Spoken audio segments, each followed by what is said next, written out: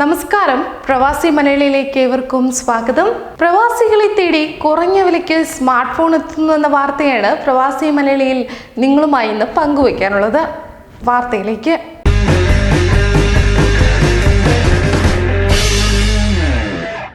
Better connection പദ്ധതിയുടെ പുതിയ ഘട്ടത്തിന്റെ ഭാഗമായാണ് ഖത്തറിൽ സ്മാർട്ട് ഫോണുകൾ വിതരണം ചെയ്യുന്നത്.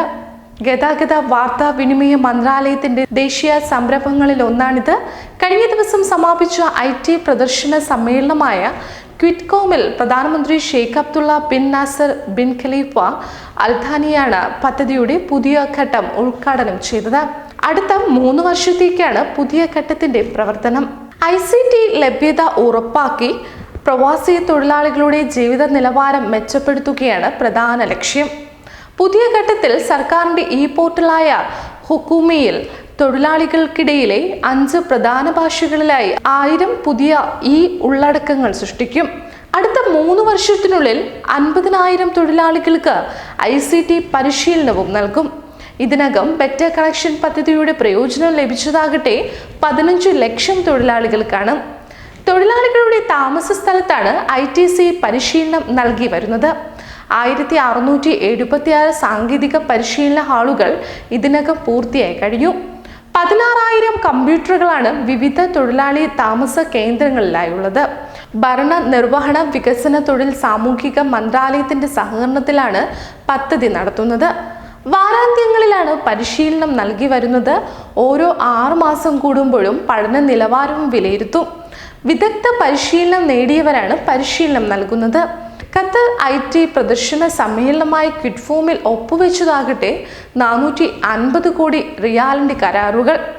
4 ദിവസം നീണ്ട ക്വിറ്റ്കോമിന്റെ സമാപന ചടങ്ങിൽ ഗതാഗത വാർത്താവിനിമയ മന്ത്രി ജാസിം ബിൻ സെയ്ഫ് അൽ സുലൈത്തിയാണ് ഇക്കാര്യം വെളിപ്പെടുത്തിയത്. സമാപന ചടങ്ങിൽ മന്ത്രാലയത്തിന്റെ ടെൻഡർ സൊല്യൂഷൻ പദ്ധതിയും പ്രഖ്യാപിച്ചു.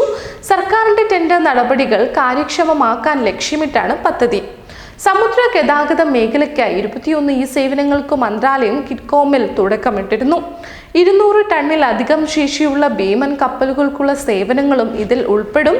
കപ്പലുകൾക്കായി നിലവിലെ 25 സേവനങ്ങൾക്ക് പുറമെയാണിത്. എല്ലാ സേവനങ്ങളും മന്ത്രാലയത്തിന്റെ ഔദ്യോഗിക വെബ്സൈറ്റിൽ ലഭിക്കും.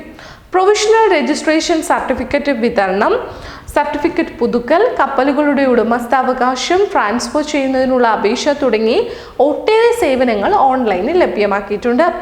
അമീർ ഷെയ്ഖ് തമീം ബിൻ ഹമദ് അൽദാനി ഉദ്ഘാടനം ചെയ്ത ക്വിറ്റ്കോമിന്റെ ഭാഗമായി സ്മാർട്ട് സിറ്റി എക്സ്പോയും സൈബർ സുരക്ഷ സംബന്ധിച്ച മ്യൂണിക് സുരക്ഷാ സമ്മേളനവും നടന്നിരുന്നു.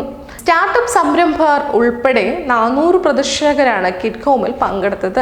വിവിധ മന്ത്രാലയങ്ങളുടെയും സർക്കാർ ഏജൻസികളുടെയും ഒട്ടേറെ പദ്ധതികളുടെ പ്രഖ്യാപനങ്ങൾക്കുള്ള വേദി കൂടിയായി ക്വിറ്റ്കോം.